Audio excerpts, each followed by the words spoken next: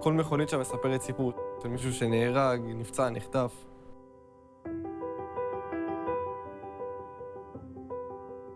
הבית הוא המבצר של הנפש שלנו בעצם.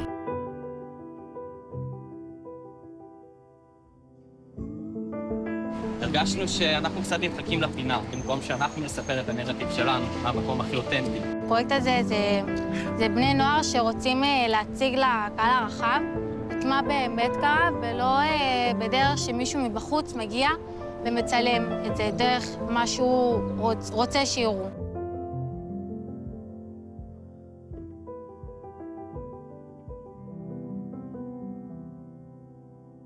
זאת לא שגרה כשחיילים נופלים ולא חוזרים הביתה. זה לא שגרה שעדיין יש לנו פיצוצים מאחורי הראש. זה לא שגרה כשאנשים עדיין מפונים מהבית. אנחנו במלחמה, ומישהו בדרג העליון צריך להבין את זה. קמתי ב5 לפנות בוקר לקולות בומים, פיצוצים. מה, מסוג של מה זה? נראה של צה"ל. צבאי כאילו? לקחתי תינוק מאמא, שכזה הייתי צריך לנהל איתה משא ומתן, שלא שנייה יורים לך כדור בראש. זה היית אתה. אז כן, זה היית אתה. כן.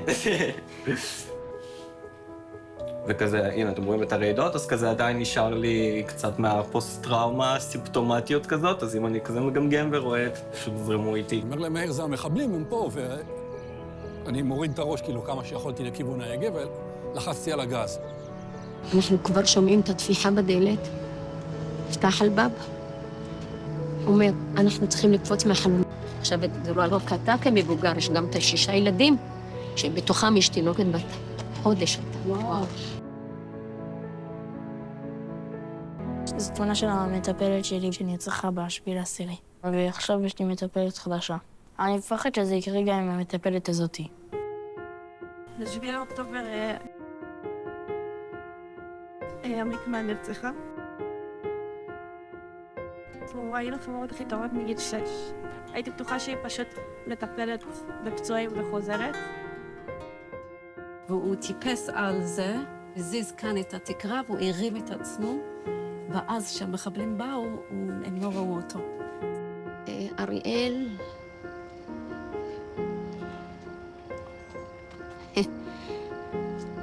זה שלא הצליח להרוג אותך, הרג אותו?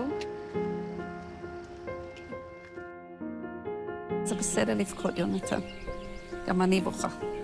זה בסדר גמור.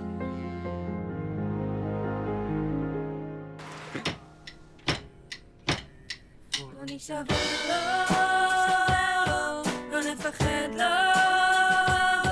לא נאבד את הצורך. והתהליך של התיעוד, אני חושבת שהוא אותי מאוד קרב לאנשים ולמה שקרה פה, וגם לעצמי.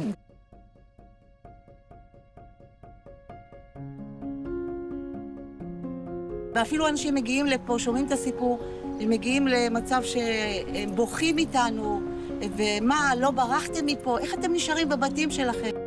כאילו, אני אישית אומרת, זה הבית שלי, אני גרה פה, לאן אני אברח? אין לי לאן ללכת. אין כמו הבית, שום דבר לא מחליף בית. כשאתה נוסע ב232, אתה רואה את המקומות איפה שבערו מכוניות על הכביש. אבל היה לי צורך לנסוע משם כל פעם מחדש. גם החיבור חזרה למקום וגם להגיד, אנחנו פה. לא גירשתם אותנו.